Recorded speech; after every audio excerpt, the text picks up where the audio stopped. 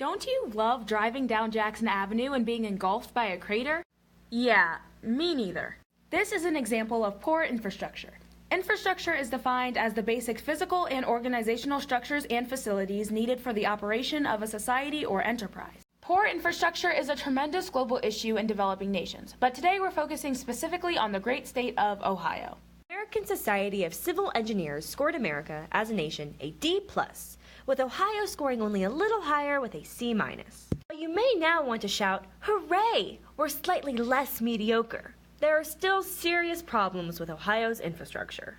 Ohio is well known as the birthplace of aviation, thanks to the Wright brothers. Yet, we score a C- in the industry. In fact, we have the mediocre grade of C in most categories, except for our infamous roads that have a well-deserved D. Poor infrastructure can lead to deleterious consequences. It is paramount that we put the safety of our inhabitants' lives first. Something as simple as a pothole can cause hundreds of dollars in repairs for a car. Moreover, Ohio has serious water infrastructure issues, with an estimated $12.2 billion need for drinking water infrastructure and a $14.58 billion need for wastewater treatment. Parks have been left gravely unfunded, with $23.71 million being necessary for improvement.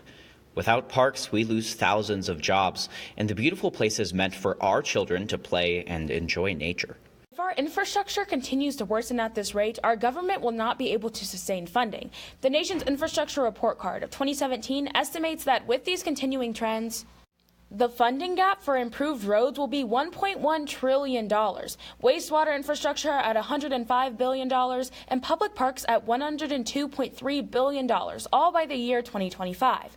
With this information, we are compelled to ask ourselves just how much of these funding gaps would directly affect Ohio.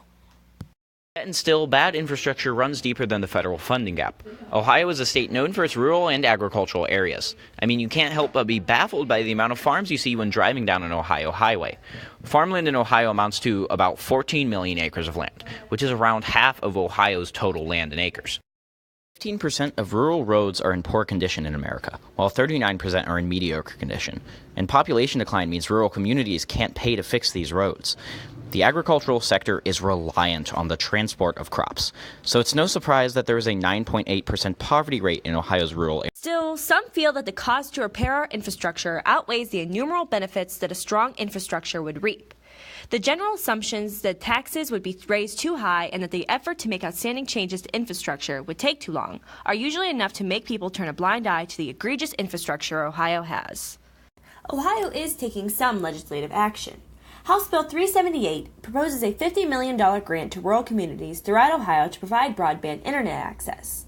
Doing so can keep rural communities connected and grant people access to modernized healthcare and education. However, broadband access should only be a start to better infrastructure.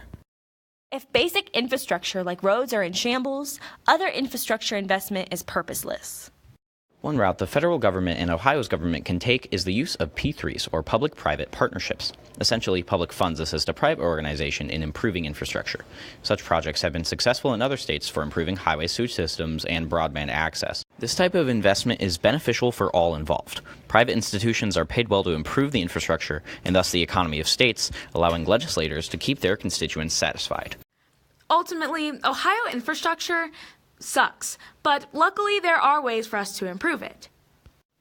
By simply taking action in our own districts, contacting our representatives, and educating the public on the outstanding benefits of making infrastructure a priority despite the raise in taxes, Ohioans can be proud to call their home the birthplace of aviation, the home of the Football Hall of Fame, and the state that has a potholeless Jackson Avenue.